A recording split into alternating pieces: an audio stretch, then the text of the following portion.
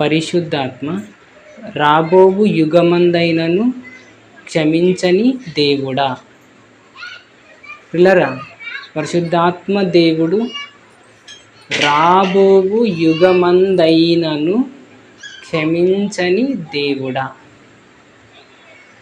ఈ మాట ఒకసారి బైబిల్లో ఆయన గురించి రాబడిన ఒక మాట ఉంది, ఆ మాటను చూసుకుందామండి. మత్తయి సువార్త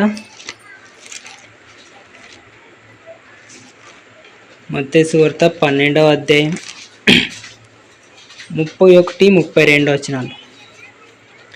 మత్తయి సువార్త 12వ అధ్యాయం 31-32 వచనాలు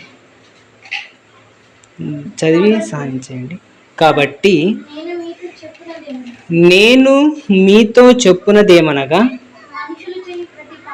మనుషులు చేయు ప్రతి పాపమును దూషణయు వారికి క్షమింపబడును గాని ఆత్మ విషయమైన దూషణకు పాప క్షమాపణ లేదు. ఇక్కడ ఏమని ఉందంటే, మనుష్యులు చేయు ప్రతి పాపమును దూషణయు వారికి క్షమింపబడును, కానీ ఆత్మ విషయమైన దూషణకు పాప క్షమాపణ లేదు.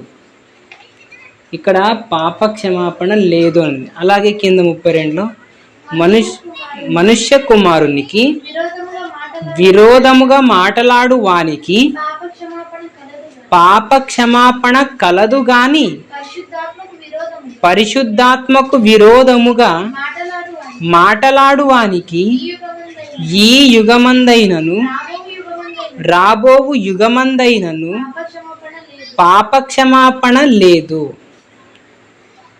ఎవరికి విరోధంగా మాట్లాడితే, పాపం చేస్తే, దూషిస్తే క్షమించబడుతుంది అనగా, మనుష్య కుమారునికి విరోధముగా ఏదైనా దూషిస్తే అవి క్షమించబడతాయి. కానీ పరిశుద్ధాత్మకు విరోధముగా మాట్లాడేవానికి ఈ యుగమందైనను రాబో యుగమందైనను వానికి క్షమాపణ లేదు. మొత్తానికి ఏమర్థమవుతుందంటే, పరిశుద్ధాత్మ దేవునికి విరోధంగా మాట్లాడడమే పాపం కదా. అలాంటి పాపాలు ఏవైనా చేసినా క్షమాపణ ఈ యుగంలోనే కాదు, రాబో యుగంలో కూడా లేదంటున్నాడు. ఇక్కడ మనం ఆలోచించవలసిన విషయం ఏంటంటే, అసలు పరిశుద్ధాత్మ దేవుడు క్షమించడు అని ఈ వచనాన్ని బట్టి చాలామంది మాట్లాడుతుంటారు. అంటే పరిశుద్ధాత్మ దేవుడు క్షమించడు. దేవుడైనా క్షమిస్తాడు, యేసుక్రీస్తు అయినా క్షమిస్తాడు, కానీ పరిశుద్ధాత్మ దేవుడు తనకు విరోధంగా ఎవరైనా పాపం చేస్తే వారిని క్షమించడు అని చాలామంది చెబుతుంటారు. ఇక్కడ మాటలు బాగా ఆలోచన చేస్తే, అక్కడ మరొకసారి ఆ మాటను బాగా ఆలోచించండి. 32వ వచనం, మనుష్య కుమారునికి విరోధముగా మాటలాడు వానికి పాప క్షమాపణ కలదు గాని పరిశుద్ధాత్మకు విరోధముగా మాటలాడు వానికి ఈ యుగమందైనను రాబోవు యుగమందైనను పాప క్షమాపణ లేదు. ఇక్కడ పాప క్షమాపణ లేదు అనుంది, ఆయన క్షమించడు అనుందా? పరిశుద్ధాత్మ దేవునికి విరుద్ధంగా పాపం చేస్తే క్షమాపణ లేదు అని ఉంది, కానీ పరిశుద్ధాత్మ దేవుడు తనకు విరోధంగా తప్పు చేస్తే ఈ యుగంలోనైనా కానీ రాబో యుగంలోనైనా కానీ క్షమించడు అని ఉందా? ఆ 31వ వచనంలో పైన చూసుకుంటే మళ్ళీ, కాబట్టి నేను మీతో చెప్పుంది ఏమనగా, మనుష్యులు చేయు ప్రతి పాపమును దూషణయు వారికి క్షమింపబడును కానీ ఆత్మ విషయమైన దూషణకు పాప క్షమాపణ లేదు. ఇక్కడ కూడా ఆత్మ విషయమైన ఏదైనా దూషణ చేస్తే పాప క్షమాపణ లేదు అని ఉంది, ఆయనే క్షమించడు అని ఉందా? లేదు కదా. మరి చాలామంది తండ్రికి పాపం చేసిన తండ్రికి క్షమిస్తాడు, యేసుక్రీస్తు క్షమిస్తాడు, పరిశుద్ధాత్మ దేవుడు క్షమించడు చూడు అని అంటారు. అంటే బాగా ఆలోచించేయాలి ఒక విషయం ఏంటంటే, తండ్రి అయిన దేవుడు క్షమించేటప్పుడు, యేసుక్రీస్తు ఆయనకు పుట్టిన యేసుక్రీస్తు క్షమించేటప్పుడు, మరి అదే గర్భం నుండి అదే దేవుడి నుండి పుట్టుకొచ్చిన పరిశుద్ధాత్మ దేవుడు అసలు ఎందుకు క్షమించడండి? చాలామంది ఆలోచన చేయకుండా ఆయన క్షమించడు క్షమించడు క్షమించడు అని అంటారు. ఒక ప్రశ్న చాలా సింపుల్గా ఆలోచన చేస్తే, ఆయన క్షమించనే వాడైతే అసలు యుగాంతం వరకు ఎందుకుంటాడు చెప్పండి? క్షమించని దేవుడే అయితే తప్పు చేసిన వారిని వెంటనే శిక్షించుకుంటూ వెళ్ళిపోవాలి కదా, నాశనం చేస్తూ వెళ్ళిపోవాలి కదా. ఆయన క్షమించని దేవుడైతే ఆయనకు పరిశుద్ధాత్మ అని ఎందుకు పేరు, ఆయనకు సత్యస్వరూపుడు అని ఎందుకు పేరు, ఆయనకు ఆదరణ కర్త అని ఎందుకు పేరు, ఆయనకు యేసు ఆత్మ అని ఎందుకు పేరు, ఆయనకు దేవుని ఆత్మ అని ఎందుకు పేరు? ఇన్ని పేర్లు కలిగిన ఆయన క్షమించే గుణం కలిగి ఉండడా? అంటే జనాలు అసలు ఆ మాటలు పైపైన చదివి మాట్లాడుతున్నారే కానీ నిజంగా అక్కడ అర్థాలు ఏంటి?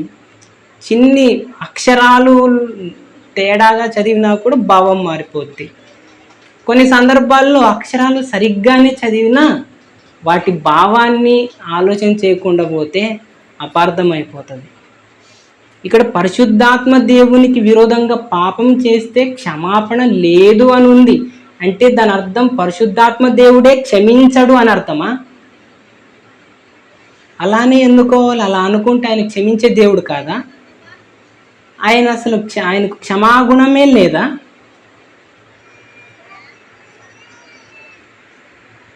విల్లరా, ఈరోజు పరిశుద్ధాత్మ దేవుని గురించి మనం తెలుసుకుందామండి.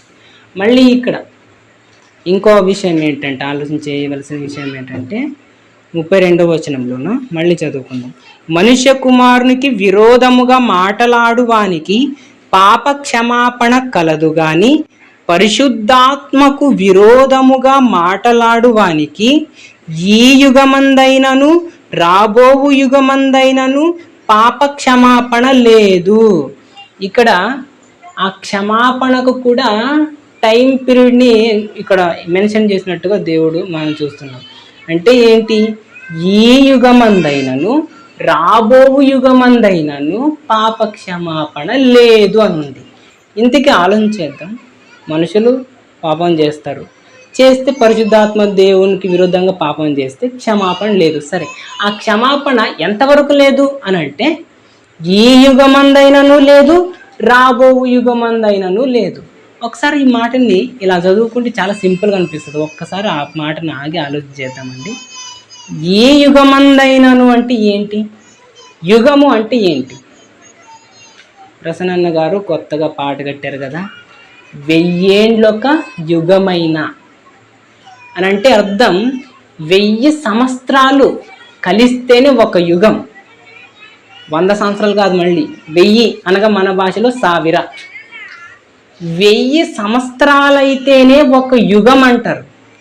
మరి ఇప్పుడు ఈ యుగమందైనను అని అంటే అర్థం అంటే ఇప్పుడు ప్రస్తుతం మనం ఏ యుగంలో ఉన్నాం? ఇది ఎన్నో యుగం? ఇది యేసుక్రీస్తు వారు పుట్టినప్పటి నుంచి, ఆయన మరణించి వెళ్ళిపోయినప్పటి నుంచి క్రీస్తు శకం అనేది ప్రారంభమైంది కదా. ఇప్పటికి మరి ఎన్ని యుగాలు అయ్యాయి అనగానే 2 యుగాలు. 1000 ఏండ్లు ఒక యుగం అయితే మరి ఇప్పుడు ఎన్ని వేల సంవత్సరాలు అయింది? 2000 సంవత్సరాలు చిల్లర అయింది. 26వ సంవత్సరానికి వచ్చాం. అంటే 2 యుగాలు ముగిసిపోయాయి. ఇప్పుడు మనం క్రీస్తు శకం 3వ యుగంలో అడుగు పెట్టాం, బ్రతుకుతున్నాం. అంటే ఆలోచించేద్దామండి. 1000 ఏండ్లు ఒక యుగం అయితే ఈ యుగమందైనను రాబోవు యుగమందైనను అంటే ఎన్ని ఏండ్లు క్షమాపణ లేదనమాట వాళ్లకు. 2000 1000 సంవత్సరాలు ఒక యుగం అయితే అలాంటి 1000 ఎన్నైతే? 1,000 1,000 మన భాషలో. ఎన్ని సావిర్లు? 2 సావిర్లు. అంటే 2,000 సంవత్సరాలు, 2000 సంవత్సరాలు గడిచినా కూడా క్షమాపణ లేదు. అసలు క్షమాపణ లేదని చెప్పుకోవడానికి మనం సింపుల్గా ఇంకా చెప్పాలంటే మన మనిషి ఆయుష్కాలమే ఎంత అండి? గట్టిగా పెడితే 100 సంవత్సరాలు కూడా బతకము. అలాంటిది 1000 సంవత్సరాలు ఎప్పుడు బతుకుతాం? అంటే ఒకటి తేలిపోతుంది, నువ్వు చచ్చినా కూడా నీకు క్షమాపణ లేదని అర్థం. ఇది చెప్పాలనుకున్న దేవుడు. 1000 సంవత్సరాలు కలిస్తేనే ఒక యుగం అవుతుంది. క్రీస్తు శకం 2026 అని చెప్పుకుంటాం కదా. ఒకవేళ నువ్వు క్రీస్తు కాలంలో పుట్టినప్పటి నుంచి పుట్టి నేటి వరకు బ్రతికున్నా కూడా నీకు క్షమాపణ ఉండేది కాదు. ఇంత ఆలోచన చేయండి. యేసుక్రీస్తు ఎప్పుడైతే పుట్టారు కదా 1వ శతాబ్దంలో, అప్పుడు నువ్వు పుట్టి నేటి వరకు నువ్వు బ్రతికున్నా కూడా నీవు దేవుడా క్షమించని నీవు దేవునికి ఆత్మకు విరుద్ధంగా దూషణ చేసి ఉంటే ఇంతవరకు కూడా నువ్వు బ్రతికి ఉండి అప్పటికి పుట్టి యేసుక్రీస్తు కాలంలో పుట్టి నేటికి నువ్వు బ్రతికి ఉన్నా కూడా నీకు క్షమాపణ దొరికేది కాదు. అంటే పరిశుద్ధాత్మకు విరోధంగా ఏదైనా పాపం చేస్తే వాళ్ళకి క్షమాపణ దొరికే విషయంలో ఇంత స్ట్రిక్ట్ ఆర్డర్ ఉంది, ఇంత నియమం ఉంది. ఇప్పుడు ఎన్ని సంవత్సరాలు, 2000 సంవత్సరాలైనా 1000 ఒక యుగం అయితే 2000 2 యుగాలు. ఈ యుగం అందైనను వచ్చే యుగం అందైనను మనం ఈ యుగమే పూర్తిగా చూడకుండా కన్ను మూసేస్తాం. మన ఆయుష్కాలం అంతగా లేదు, గట్టిగా విసిగి 70 సంవత్సరాలు కూడా బతకదామో లేదు తెలియదు. అలాంటిది అన్ని సంవత్సరాలైనా కూడా వాళ్ళకి క్షమాపణ లేదు అని అంటే మనం చచ్చిపోయినా కూడా క్షమాపణ దొరకదు అని అర్థం. సరే, అర్థమైపోయింది. పరిశుద్ధాత్మ దేవునికి విరుద్ధంగా ఏదైనా పాపం చేస్తే వాళ్ళకు ఈ యుగంలోనైనా కానీ ముందటి యుగంలోనైనా కానీ వాళ్ళకి క్షమాపణ లేదు. మరి క్షమాపణ లేదు అని చెప్పుకుంటున్నాం కదా. క్షమాపణ లేదు అని అంటే క్షమించకుండా ఉండేది పరిశుద్ధాత్మ దేవుడేనా, లేకపోతే ఇంకేమైనా ఉందా అని ఆలోచించేద్దామండి పిల్లలు. అసలు ఇంతకీ మనుషులు చేసే పాపాలకు క్షమాగుణం అని క్షమించే అధికారం అసలు ఎవరెవరికి ఉంది? ఇప్పుడు నువ్వు, నేను, భూమి మీద ఉన్న మనుషులు ఎందరో పాపాలు చేస్తున్నారు కదా. మరి వీరందరూ చేసే పాపాలకు క్షమించే అధికారం కలిగినది ఎవరికి ఉంది? అసలు క్షమించే అధికారం ఎవరికి ఉంది? నువ్వు నేను క్షమిస్తాను కదంటే, నువ్వు నేను క్షమిస్తే ఏం పోదండి, మనిషి పాపాలు పోదు. ఇప్పుడు నేను మీ పాపాలను క్షమిస్తాను, మీ పాపాలను కడిగేశాను, మీరు నన్ను క్షమించారు, నా పాపాలు మీరు తీసేశారా? మరి పాపాలు క్షమించడం అంటే అర్థం ఏంటి? పాపాన్ని తీసేయడం. కానీ మనలోనున్న మన క్షమాపణలు పాపాలు తీసేయవు. నేను క్షమించేస్తాను నిన్ను, నువ్వు పరలోకానికి వెళ్ళిపోతావా? మరి మనిషిని పరలోకానికి చేర్చేంత క్షమాపణ కలిగిన, పవర్ఫుల్ కలిగిన ఆ క్షమాపణ అసలు ఆ అధికారం ఎవరికి ఉంది భూమి మీద? అది చూద్దామండి బైబిల్లో. మార్కు సువార్త 2వ అధ్యాయం 7వ వచనం. వారు ఇతడు ఇట్లెందుకు చెప్పుచున్నాడు? దేవదూషణ చేయుచున్నాడు కదా. దేవుడొక్కడే తప్ప పాపమును క్షమింపగలవాడెవడని తమ హృదయములలో ఆలోచించుకొనిరి. దేవుడొక్కడే తప్ప పాపములను క్షమించగలవాడెవడు? ఈ సందర్భం ఏంటంటే, యేసుక్రీస్తు వారు ఒకరి పాపాలని, పాపములు క్షమించబడినవి, వెళ్ళిపో అని అనగానే అక్కడ చుట్టూ ఉన్న వాళ్ళందరూ అసలు ఇతడు దేవదూషణ చేస్తున్నాడు ఏంటి? మనుషుల పాపాలను క్షమించగలిగేది దేవుడు ఒక్కడే తప్ప ఇంకెవరు? ఇతనెవరు అసలు పాపాలు క్షమించడానికి అని మాట్లాడుకుంటున్నారు. నిజంగా మనుషుల పాపాలను క్షమించగలిగే అధికారం, అర్హత, ఆ సామర్థ్యం తండ్రి అయిన దేవునికి, భూమాకాశములను సృజించిన దేవునికే ఉంది. మనుషుల పాపాలను క్షమించే ఆ సామర్థ్యం, గుణం తండ్రి అయిన దేవునికి మాత్రమే ఉంది పిల్లరా. దేవునికే ఉంది, దేవునికి ఉంది. తరువాత మళ్ళీ అదే 2వ అధ్యాయం 10వ వచనం. అయితే పాపములు క్షమించుటకు భూమి మీద మనుష్య కుమారునికి అధికారము కలదని మీరు తెలుసుకొనవలెనని వారితో చెప్పి. ఈ మాట మళ్ళీ ఎవరు చెప్తున్నారంటే యేసు ప్రభువే చెప్తున్నారు. పాపములు క్షమించుటకు భూమి మీద మనుష్య కుమారునికి అధికారం కలదు. మనుష్య కుమారుడు ఎవరు అనుకుంటున్నారు? నేనే. నాకు అధికారం ఉంది, పాపాలను క్షమించే అధికారం నాకుంది అని యేసుక్రీస్తు వారు అంటున్నారు. తండ్రి అయిన దేవునికి ఉన్న ఆ పాపాలను క్షమించే అధికారం యేసుక్రీస్తు వారు కూడా పొందుకున్నారు. అధికారము నాకు కూడా ఉంది అని చెప్పి అప్పుడు ఏం చేస్తున్నాడు ఆయన? పక్షవాయువు గల వారిని చూచి, నీవు లేచి నీ పరుపెత్తుకొని ఇంటికి పొమ్మని నీతో చెప్పుచున్నానని తక్షణమే వాడు లేచి పరుపెత్తుకొని వారందరి ఎదుట నడచిపోయేను గనుక వారందరూ విభ్రాంతి నొంది మనం ఈలాంటి కార్యములను ఎన్నడూ చూడలేదని చెప్పుకొనుచు దేవుని మహిమపరచిరి. పిల్లరా, యేసుక్రీస్తు ఎప్పుడైతే నిన్ను క్షమించేస్తాను, నువ్వు స్వస్థత నొందిన వాడవై పొమ్మనే కానీ వాడు వెంటనే లేచేసి వెళ్ళిపోయాడు. పక్షవాయువు అనగానే కాళ్ళు చేతులు పడిపోయి ఆడక ఉంటారు కదా, నేల మీద పడి ఉంటారు కదా, అలాంటి రోగం. అతన్ని ఎప్పుడైతే యేసుక్రీస్తు వరకు క్షమించాను, నువ్వు స్వస్థత నొంది నువ్వు వెళ్ళిపో అనగానే అతను వెళ్ళిపోయాడంటే ఇప్పుడు అతని పాపాలు క్షమించబడ్డాయా లేదా? క్షమించబడ్డాయి. కనుకనే అతను స్వస్థత నొంది లేచి వెళ్ళిపోయాడు. అంటే పాపాలు క్షమించే అధికారం భూమి మీద ఎవరికి ఉంది? యేసుక్రీస్తుకు ఉంది. అలాగే అతను పంపించినటువంటి తండ్రి అయిన దేవునికి ఉంది. తండ్రి అయిన దేవుడు మనుషుల పాపాలను క్షమించగలిగిన అధికారం కలిగి ఉండి తాను పంపిన యేసుక్రీస్తుకు కూడా అధికారం ఇచ్చాడు. అందుకే యేసుక్రీస్తు వారు ఇంకో చోట ఒక మాట అంటారు. ఇక్కడ ఈ మాటను బట్టి చూస్తే ఇంకో ప్రశ్న రావాలి. ఏంటనంటే అక్కడ ఇదొకసారి బాగా చూడండి, 10వ వచనం మళ్ళీ. అయితే పాపములు క్షమించుటకు భూమి మీద మనుష్య కుమారునికి అధికారము కలదు. అసలు ఇంతకీ పాపాలు క్షమించే అధికారం భూమి మీద మాత్రమేనా యేసుక్రీస్తుకు? పరలోకంలో వేరే లోకంలో లేదా? అంటే భూమి మీద ఉన్న వారి పాపాలు మాత్రమే క్షమిస్తాడా? మరి వేరే లోకాలలో ఆ అధికారం యేసుక్రీస్తుకు లేదా అని అంటే, యేసుక్రీస్తు వారే ఒక మాట అన్నారు, అద్భుతమని. ఏంటో తెలుసా? పరలోకమందైనను భూమి మీదనైనను సర్వాధికారము నాకు ఇవ్వబడినది అన్నాడు. ఇక్కడ ఏ ఒక్క అధికారం గురించి మాట్లాడుకున్నాం, కాస్త లేట్ అయ్యింది. ఇక్కడ ఒక్క అధికారం గురించి ఏంటి? 10వ వచనం మళ్ళీ. అయితే పాపములు క్షమించుటకు భూమి మీద మనుష్య కుమారునికి అధికారము కలదు. పాపాలు క్షమించే అధికారం, ఒక్క అధికారం గురించి మాట్లాడుకుంటున్నాం. ఇది భూమి మీద ఉన్న యేసుక్రీస్తుకు ఒక అధికారం, ఇంకా చాలా ఉన్నాయి ఆయనకి.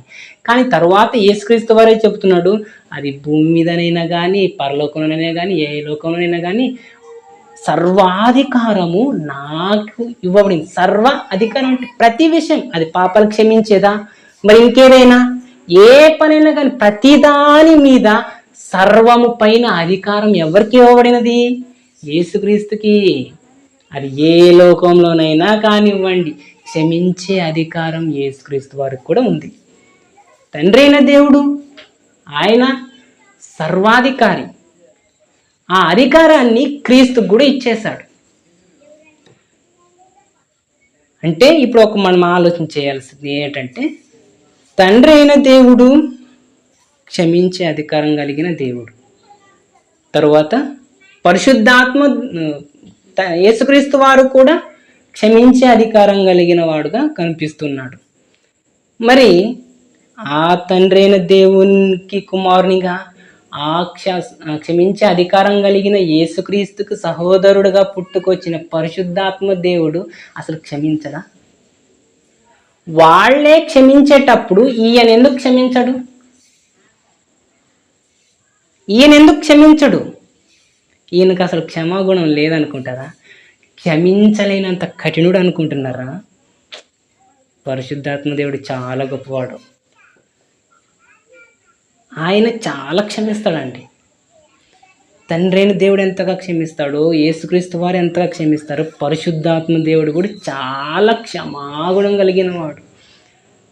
ఆయనకు అందుకే ఆదరణకర్త అనంటే ఆదరించడం. ఎలాంటప్పుడు ఆదరిస్తారు చెప్పండి? ఎవరైనా తప్పు చేస్తారు కదా, ఫర్ ఎగ్జాంపుల్ సౌలే క్రైస్తవులందరినీ చంపి ఈడ్చుకు లాగెళ్ళి బయటకు స్త్రీలని పిల్లలని ఏం చూడకుండా అంత క్రూడుగా ఉన్నవాడు. అలాంటి అతన్ని అసలు ఆదరించింది ఎవరు? అతన్ని ఆదరించడానికి భక్తులు బయలుదేరారు కదా. అసలు వీళ్ళందరూ వెళ్ళిపోయారు. వీళ్ళందరి ద్వారా అతను ఆదరణ పొందాడు అని అంటే అతన్ని ఆదరించింది ఎవరు? భూమి మీద ఉన్న నేటికి భక్తులు యేసుక్రీస్తు కాలం వదిలేసి వెళ్ళిపోయిన తర్వాత నాటి నుండి నేటి వరకు సర్వసత్యంలోనికి మనల్ని నడిపిస్తున్నది ఎవరు? పరిశుద్ధాత్మ దేవుడు. ఆయన మనందరిలో నుండి, నాటి నుండి నేటి వరకు భక్తులందరిలో నుండి సర్వసత్యంలోనికి నడిపిస్తున్నాడు అని అంటే మనకు నడిచే గుణం తెలీదు. మనం యుక్తంగా ఎలాగ మాట్లాడాలో, ఎలా ప్రార్థన చేయాలో తెలియనటువంటి మనలో నుండి మనం ఏం మాట్లాడాలో ఆయనే నేర్పిస్తూ, మనం ఎలా సర్వసత్యంలో నడవాలో ఆయనే నేర్పిస్తూ ఇంతగా మనలో నుండి పనిచేస్తున్నాడంటే అసలు ఆయన వలన మనం ఈ లోకమంతా ఎంత ఆదరణ పొందుకుంటున్నాడు చెప్పండి. మరి ఆదరించే ఆయన క్షమించడా? అసలు క్షమించకుండానే ఆదరిస్తారు ఎవరైనా? కష్టాల్లో ఉన్న వాళ్ళని, ఇబ్బందుల్లో ఉన్న వాళ్ళని, ప్రమాదంలో ఉన్న వాళ్ళని వెళ్ళి ఓదారుస్తారు, ఆదరిస్తారు. ఆదరించడం అంటే ఇప్పుడు ఆ అన్నకి యాక్సిడెంట్ అయింది ఏదో, ఇప్పుడు ఈయన ఆదరించడం అంటే వచ్చి మాటలతో ధైర్యం చెప్పడం, తర్వాత ఆయనకి చికిత్సకు, ఆయన అవసరాలకు అవసరమైన సహాయం చేయడం, ఇది ఆదరణ అంటారు. మరి ఆయన మీద నాకు జాలి కలగకుండానే, ఆయన మీద ప్రేమ కలగకుండానే, ఆయన మీద ఈయన నాకు తోటి ప్రియమైన సహోదరుడు ఈయన, అదే ఒక శత్రువుకు జరిగితే నేను చేయనా? నేను చేస్తున్నాను అంటే అది మనలో నుండి నడిపిస్తున్నది, చేస్తున్నది ఎవరు? పరిశుద్ధాత్మ దేవుడే కదా. మరి ఆయన ఇంతగా మనుషులందరినీ ఆదరిస్తుంటే, సర్వసత్యంలోనికి నడిపిస్తుంటే, అసలు పరిశుద్ధాత్మ దేవుడు ఈ యుగమందని, రాబో యుగమందని క్షమించడని ఎందుకని అలా మాట్లాడతారు పరిశుద్ధాత్మ దేవుని గురించి? అసలు ఏం తెలుసు ఆయన గురించి ఈ లోకానికి, క్రైస్తవ సమాజానికి? పరిశుద్ధాత్మ దేవుడు క్షమించలేని దేవుడు అనుకుంటున్నారా? ఆయన కూడా క్షమిస్తాడండి. క్షమిస్తున్నందుకే నేటి వరకు మనం బతుకున్నాం. మరి మనం బాప్తీసం తీసుకున్నప్పుడు మనలోనికి ఎవరు వచ్చారు? పరిశుద్ధాత్మ దేవుడు వచ్చాడు కదా. మరి పరిశుద్ధాత్మ దేవుడు వచ్చినప్పుడు బాప్తీసం తీసుకున్నప్పటి నుంచి నేటి వరకు ఒక్క తప్పు చేయలేదు, ఒక్క పాపం చేయలేదు అనేవాళ్ళు ఎవరైనా ఉన్నారా? ఆత్మవిమర్శ చేసుకుందాం ఒకసారి, బయటికి చెప్పుకోకపోయినా. ఏ తప్పు చేయలేదు నేను అనుకునే వాళ్ళం ఎవరైనా భూమి మీద ఉన్నారు నేటి వరకు? ఎవరూ లేరు. మరి అలాంటిది నీలోన పరిశుద్ధాత్మ దేవుణ్ణి పెట్టుకొని నువ్వు పాపం చేసావని నీ అంతరాత్మ నిన్ను గద్దించేటప్పుడు మరి పరిశుద్ధాత్మ దేవుడు నీలో నుండి అసలు ఎలా క్షమిస్తున్నాడు? నువ్వు ఇంకా ఎందుకు బతుకున్నావు? మళ్ళీ నువ్వు ఒకసారి తప్పు చేసినప్పుడు ఆయన మనసు నొచ్చుకొని ఆయన నీలో నుండి వెళ్ళిపోయాడు. వెళ్ళిపోయినప్పుడు నీ హృదయము బాగా ఊడ్చి శుభ్రం చేసి పెట్టి ఉంటే దుష్టుడు వచ్చాడు నీలోనికి. మరి అప్పుడు నిన్ను దేవుడు క్షమించలేదు అనుకుంటున్నారా?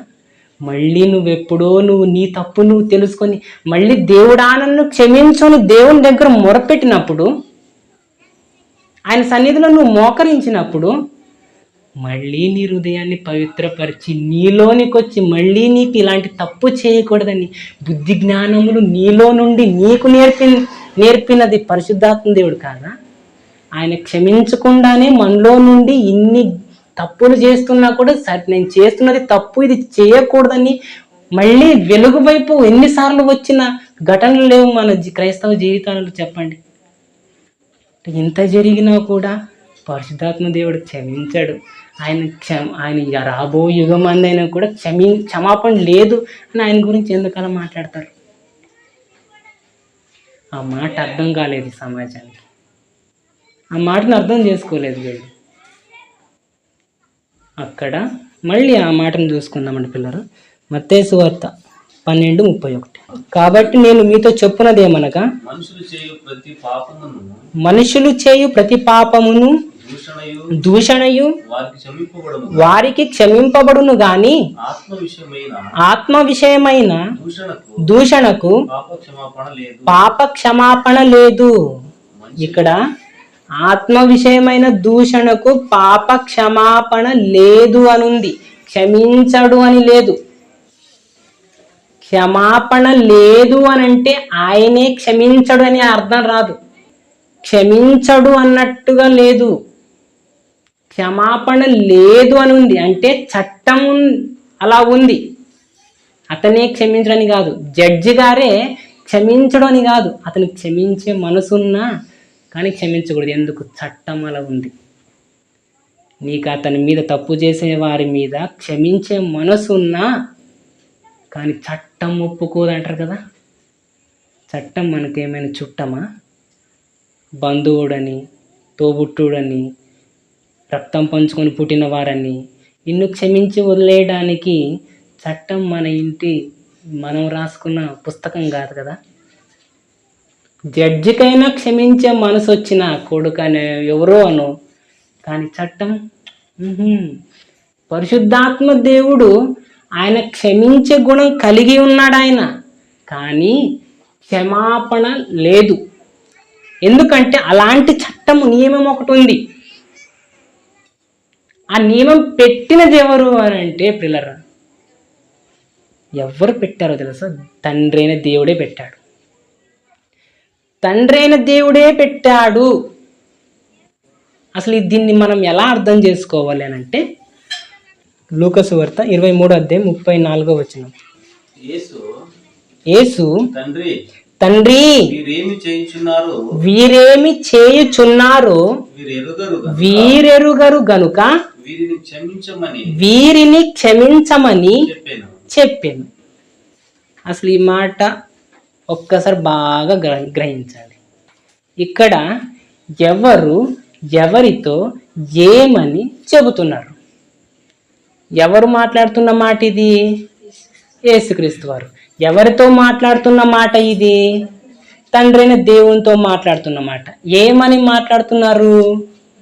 తండ్రి వీరేమి చేయుచున్నారో వీరెరుగరు, వీరిని క్షమించుము అని ప్రార్థన చేశాడు. బాగా ఆలోచించేయండి.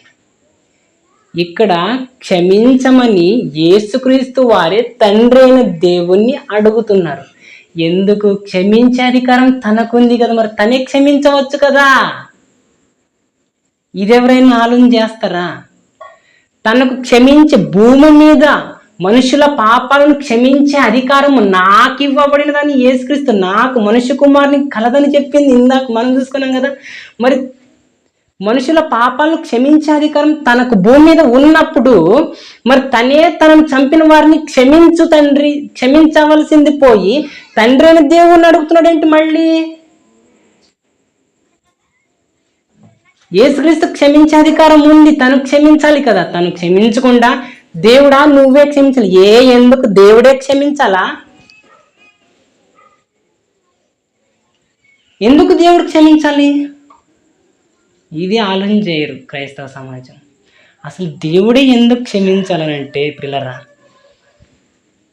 యేసుక్రీస్తు ఎవరి కుమారుడు? తండ్రి అయిన దేవుని కుమారుడు. పరిశుద్ధాత్మ దేవుడు ఎవరి కుమారుడు? తండ్రి అయిన దేవుని కుమారుడు. ఏ తండ్రి అయినా తన పిల్లలకు ఎవరి వలనైనా హాని కలిగితే ఏ తండ్రి చూసి ఊరుకుంటాడు చెప్పండి? పైగా యేసుక్రీస్తు ఏమో మామూలు కుమారుడా? ఆయన ఏం చెప్పుకున్నాడు దేవుడు తన నోటితో? ఈయన నా ప్రియ కుమారుడు, ప్రియమైన కుమారుడు. ఎంత ప్రియమైన కుమారుడు చెప్పండి? ప్రియమైన కుమారుడు, మళ్ళీ కుమారుడు కాదు. అబ్బా ఎంత ప్రేమ ఆయనకి యేసుక్రీస్తు మీద. అంత ప్రేమ కుమారుని మీద ఉంది. తన కుమారుని చంపితే తండ్రిగా, కుమారుడా ఒకవేళ రక్షకుడిగా వెళ్ళిన నువ్వైనా క్షమిస్తావేమో, కానీ నిన్ను చంపిన వారిని నేను క్షమించను అని దేవునికి తెలుసు, యేసుక్రీస్తుకు కూడా తెలుసు.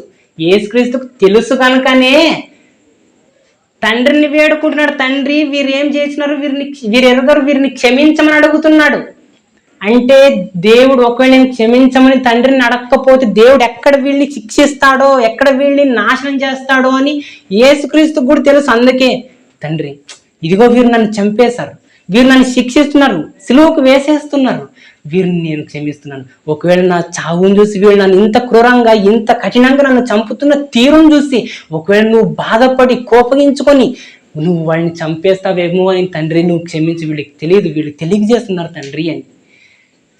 ఒకరోజు ఇశ్రాయేలీలు తప్పు చేస్తేనే క్షమించకుండా వారిని శిక్షించిన దేవుడు ఆనాడు దూరం చేసుకున్నారు. వారిని శిక్షిస్తాను, వారిని నాశనం చేస్తానని దేవుడు దగదగా కోపాగ్నితో మండుతుంటే ఆ రోజు మోషే గారు వెళ్ళి దేవుని సమాధానపరిచారు. మామూలుగా మనుష్యులు తనకు విరోధంగా తప్పు చేస్తేనే అంతగా వారిని నాశనం చేయాలని అనుకున్న తండ్రి అయిన దేవుడు సొంతంగా తన కుమారుని ప్రాణాలే తీసేస్తుంటే దేవుడు అసలు ఎలా క్షమిస్తాడు చెప్పండి. అందుకే యేసుక్రీస్తుకు నువ్వు ఏదైనా తప్పు చేస్తే క్షమిస్తాడేమో, కానీ ఆయన ప్రాణాల జోలికి వెళితే, ఆయన దేహం జోలికి వెళితే తండ్రి అయిన దేవుడు క్షమించాలి. ఇన్నిక యేసుక్రీస్తు నేను క్షమిస్తానన్నా తండ్రి క్షమించాలి. ఆయన కుమారులకు విరుద్ధంగా నువ్వు ఏదైనా పాపం చేస్తే వాళ్ళు క్షమించే గుణం ఉన్నా, వాళ్ళు నిన్ను ఒకవేళ క్షమించినా తండ్రి అయిన దేవుడు మిమ్మల్ని క్షమించాలి, మనల్ని క్షమించాలి. మొత్తంగా తేలిపోయేది ఒకటే, నువ్వు పరిశుద్ధాత్మ దేవునికి విరుద్ధంగా ఏదైనా నువ్వు తప్పు చేస్తే నిన్ను క్షమించకుండా వదిలిపెట్టకుండా ఉండేది ఎవరో తెలుసా? తండ్రి అయిన దేవుడే.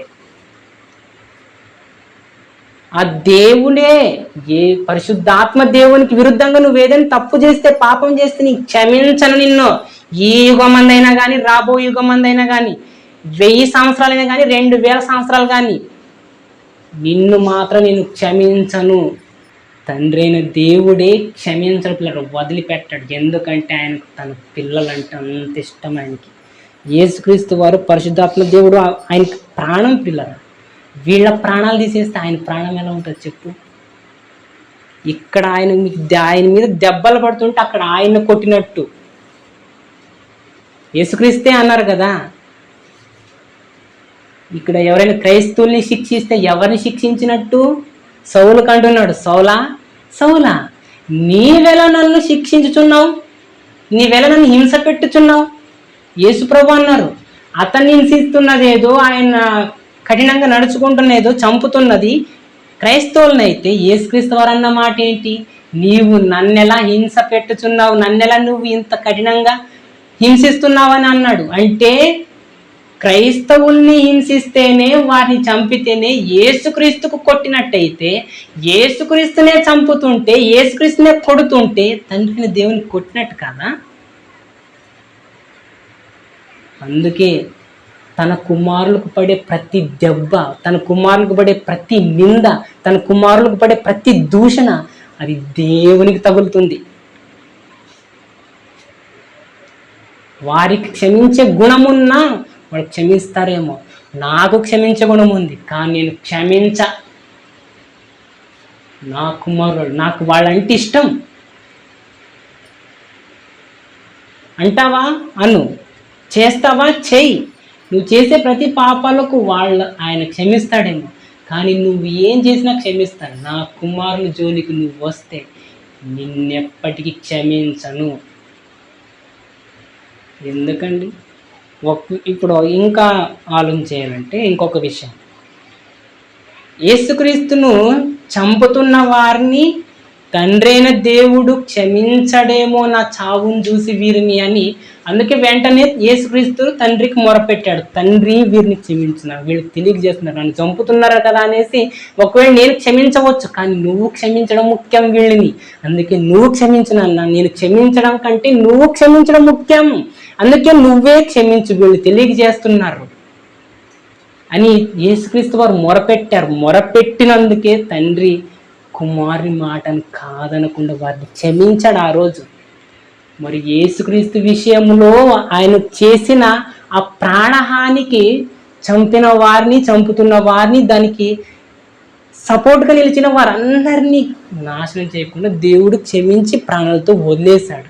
మరి ఒక పరిశుద్ధాత్మ దేవుని విషయంలో ఎందుకు ఈ యుగంలోనైనా, రాబో యుగంలోనైనా ఆ క్షమించని వారిని అంటున్నాడు దేవుడు?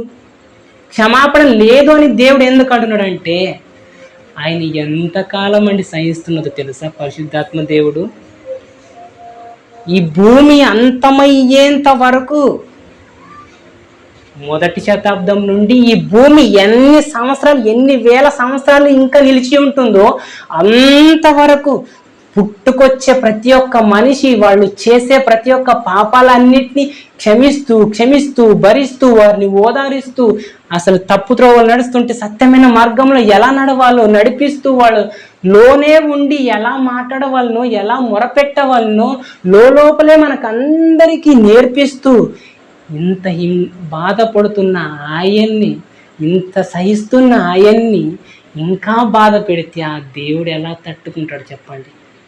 అందుకే భూమి అంతమయ్యేంత వరకు భూలోకములో ఉన్న ప్రతి ఒక్కరికి సహించగలిగేది, క్షమించగలిగేది, భరించగలిగేది, నడిపించగలిగేది ఒక పరిశుద్ధాత్మ దేవుడే కనుక అతని విషయంలో చాలా స్ట్రిక్ట్గా ఉన్నాడు తండ్రి అయిన దేవుడు. మీరు అతనికి ఏదైనా చేశారని నేను మిమ్మల్ని విడిచిపెట్టాను. ఇంతగా సహిస్తున్నాడు కదా ఇంకా ఇది చేస్తారా?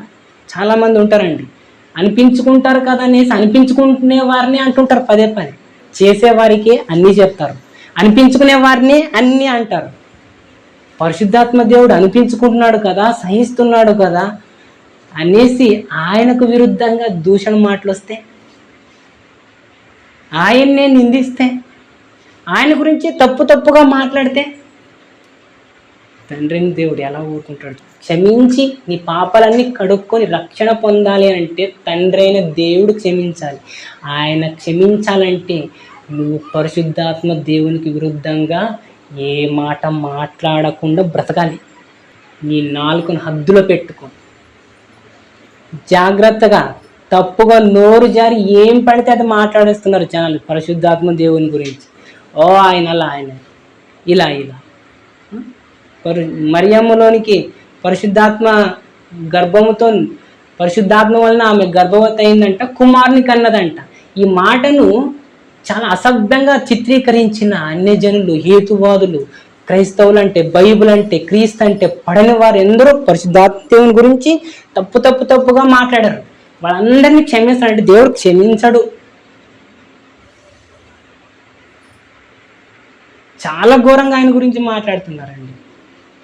అంతేకాకుండా నేడు క్రైస్తవ సమాజంలో అసలు తండ్రి అయిన దేవునికి వీళ్ళు కుమారులే కాదు, వీళ్ళు స్వయంభవులు. వీళ్ళు కూడా దేవుడు ఎలాగైతే ఉన్నవాడుగా ఉన్నారో వీళ్ళు కూడా ఉన్నారు.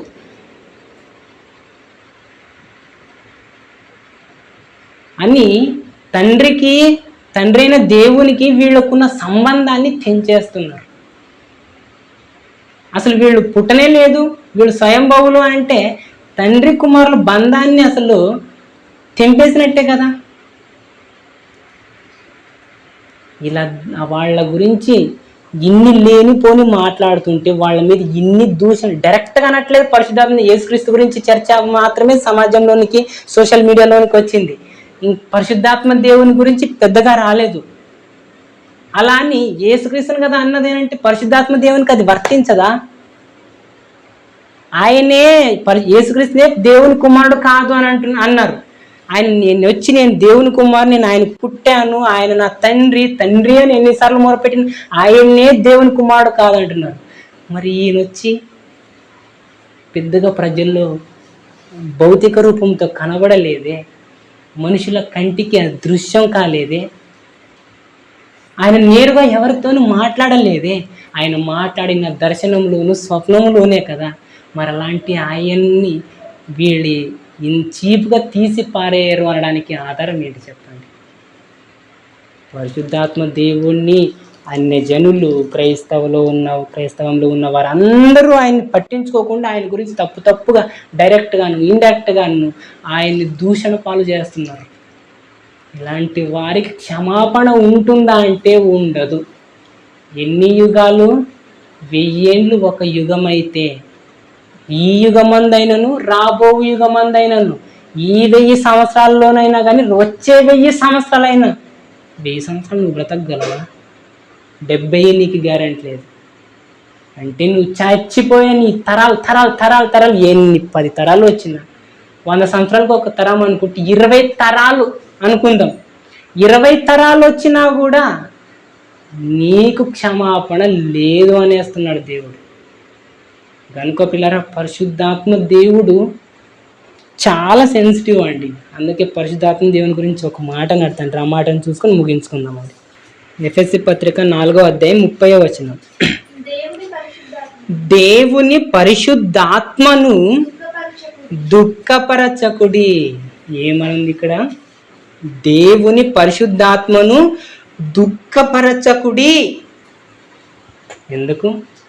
వీళ్ళు ఎంత దుఃఖపరుస్తున్నారో తెలిసిపోయింది దేవునికి. అందుకే చెప్తున్నాడు, దేవుని పరిశుద్ధాత్మను దుఃఖపరచకండి, దుఃఖం పెట్టకండి రా. ఆయన అతన్ని ఎందుకు దూషిస్తున్నారు? అతనికి ఎందుకు దుఃఖం కలుగు చేస్తున్నారు? ఆయనకు ఎంత బాధ ఉందో, ఆయన ఎంత దుఃఖం అనుభవిస్తున్నాడో ఎవరికి తెలుసండి ఆయన దుఃఖం గురించి. తండ్రి అయిన దేవుని కష్టం నీకు తెలుసా అని దేవుని కష్టం గురించి మాట్లాడుకున్నాం, యేసుక్రీస్తు పోయిన కష్టాల గురించి మాట్లాడుకుంటున్నాం.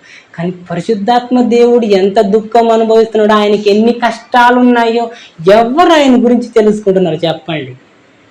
పరిశుద్ధాత్మ దేవునికి ఎంత దుఃఖం ఉందండి.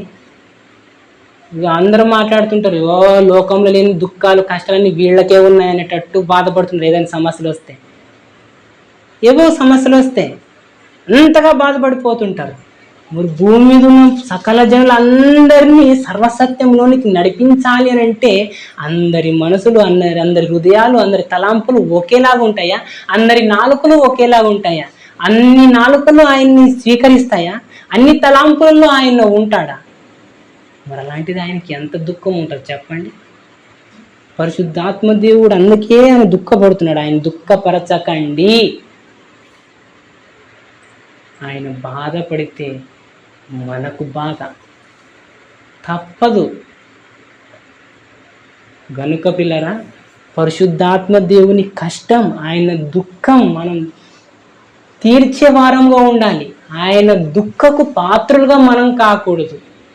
ఆయన మనసు నొప్పించామా, తండ్రి అయిన దేవుని దృష్టిలో నువ్వు పడ్డావని అర్థం. నీ పేరు జీవ గ్రంథంలో నుండి తీసివేయబడినది. దేవుడు క్షమించడం అంటే ఇక వానికి క్షమాపణ లేదు, రక్షణ లేదు. నీ పేరు మళ్ళీ తుడిచేస్తాడు ఆయన. ఇక ఎన్ని యుగాలైనా జ్ఞాపకములోనికి రాకుండా తన గ్రంథంలో నుండి తుడిచిపాడేసుకుంటాడు. కనుక పిల్లరా, తండ్రి అయిన దేవుడు తన కుమారుల పట్ల చాలా జాగ్రత్తగా ఉన్నాడు. ఎంత స్ట్రిక్ట్గా ఉన్నాడు. తండ్రి అంటే అలా ఉండాలంటే ఇద్దరి కొడుకుల కష్టాన్ని చూస్తున్నాడు ఆయన. ఒకవైపు యేసుక్రీస్తు పడిన కష్టాన్ని చూస్తున్నాడు, ఒకవైపు పరిశుద్ధాత్మ దేవుడు పడుతున్న కష్టాన్ని చూస్తున్నాడు. ఇద్దరు పడుతున్న తన బాధను తీర్చుకోవడానికి, తన పిల్లలను రక్షించడానికి ఇద్దరు కుమారులు ఇంత కష్టపడుతుంటే ఆయన చూస్తూ చూస్తూ ఒకవైపు గర్వంగా చాలా సంతోషంగా ఆయన ఫీల్ అవుతుంటే, మరొక వైపు ఆ కుమారులకి వీళ్ళందరూ మనుషులందరూ కలుగు చేస్తున్న బాధలు, ఆ దూషణలు అవి తట్టుకోలేకపోతున్నాడు మళ్ళీ. అందుకే వాళ్ళ ఎడల అంత కఠినంగా ఉన్నాడు తండ్రి అయిన దేవుడు. ఆయనకు విరుద్ధంగా తప్పు చేస్తే క్షమాపణ లేదు. కనుక ఇవన్నీ మనం హృదయంలో మర్చిపోకుండా ఎప్పుడు భద్రంగా పెట్టుకోవాలి.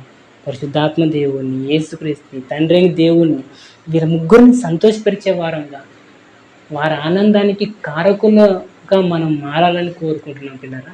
ఇంతవరకు తెలియజేయడానికి అవకాశం ఇచ్చిన తండ్రి అయిన దేవునికి మీ అందరికీ హృదయపూర్వకమైన వందనాలు తెలియజేస్తున్నాం. ప్రార్థన చేసుకుందామండి. పరలోకమందున్న మా కన్న తండ్రి, మీ అతి పరిశుద్ధమైన శ్రేష్టమైన నామానికి వందనాలు తండ్రి. తండ్రి, చాలామంది పరిశుద్ధాత్మ దేవునికి విరుద్ధంగా పాపం చేస్తే ఆయన క్షమించడని అంటున్నారు తండ్రి. కానీ వాళ్ళకేం తెలుసు తండ్రి, మీ కుమారుడు ఎంత క్షమించగలిగిన మనస్సు కలిగిన వాడు సమాజానికి అర్థం కాలేదు. మీలో నుండి వచ్చిన ఆత్మ తండ్రి ఆయన, మీరే ఎంతగానో క్షమిస్తున్న సమయంలో మీ భాగాన్ని పంచుకొని పుట్టిన పరిశుద్ధాత్మ దేవుడు క్షమించడం అంటే నమ్మడం అసలు ఊహల్లో కూడా అనుకోలేం తండ్రి. మీరు క్రీస్తు వారు, పరిశుద్ధాత్మ దేవుడు, నేటి వరకు మేము బ్రతికున్నామంటే మీరు పెట్టిన క్షమాభిక్ష తండ్రి. మాకు మీరు మమ్మల్ని ఎంతగా క్షమిస్తున్నారు, ఎంతగా భరిస్తున్నారు అది మీకు మాత్రమే తెలుసు తండ్రి. మాకు తెలిసి తెలియకుండా మిమ్మల్ని ఎంత బాధ పెట్టామో, మిమ్మల్ని ఎంత దుఃఖపరిచామో తండ్రి, వాటన్నిటినీ జ్ఞాపకంకు తెచ్చుకోనకుండా దయచేసి ఈ సమయంలో మా మనవిని అంగీకరించి, మా మొరను ఆలకించి, మా పాపాలు మీకు బాధపరిచే విధంగా, మీకు విరుద్ధంగా ఉంటే తండ్రి క్షమించమని బతిమలాడుకొనుచున్నాము. దయచేసి మాకు క్షమించండి. క్రీస్తు విషయమై, పరిశుద్ధాత్మ దేవుని విషయమై మేము తెలిసి తెలియక తప్పులు చేసి ఉంటే మమ్మల్ని మన్నించండి తండ్రి ప్లీజ్. ఎందుకంటే పరిశుద్ధాత్మ దేవునికి విరుద్ధంగా మేము ఏదైనా చేశామో నేటి వరకు మాకు తెలియదు తండ్రి. ఒకవేళ అలాంటిది చేసి ఉంటే అసలు మీరు క్షమించాలంటే చాలా కష్టం. ఎందుకంటే క్షమించడానికి మీరే చెప్పారు. తండ్రి మేము ఒక్కటి చేయకుండా ఉంటే మేము ధన్యులం తండ్రి. ఆ ధన్యతను మేము కన్ను మూసేంత వరకు తండ్రి మీకు విరుద్ధంగా, క్రీస్తుకు విరుద్ధంగా, పరిశుద్ధాత్మకు విరుద్ధంగా తప్పు చేయకుండా బ్రతుకుటకు సహాయం చేయమని కోరుచున్నాను తండ్రి. క్షమించే పాపాలు ఉన్నాయి, క్షమించరాని పాపాలు కూడా ఉన్నాయి. కానీ మేము ఎలాంటి పాపాలు ఉన్నామో మాకే తెలియదు. మేము చేస్తున్న పాపాలు మమ్మల్ని ఏ దారికి తీసుకెళ్తున్నాయో మాకు తెలియదు తండ్రి. దయచేసి మా తప్పులను మన్నించండి, మా పాపాలను క్షమించండి. మా హృదయాలలో, మా తలాంపులను, మా ఊహల్లో, మా కళల్లో తండ్రి. అంతేకాకుండా బాహ్య రూపమైన మాటల్లోనూ, చేతల్లోనూ, నడతల్లోనూ తండ్రి ఏవి కూడా మీకు విరుద్ధంగా ఉండకుండా, మీ ఆలోచనకు, మీ తలంపులకు విరుద్ధంగా ఉండకుండా ఎప్పటికప్పుడు మా అంతర్యంగాను, బహిరంగంగాను మిమ్మల్ని మేము హెచ్చరించుకొనుచు తండ్రి. చీకటి కార్యాల నుండి వెలుగు సంబంధమైన వారంగా నడుచుకొని వెలుగులోనికి వచ్చే వారంగా మాకు బుద్ధి జ్ఞానంలో దయచేయమని నిండుగా వేడుకొనుచున్నాం తండ్రి.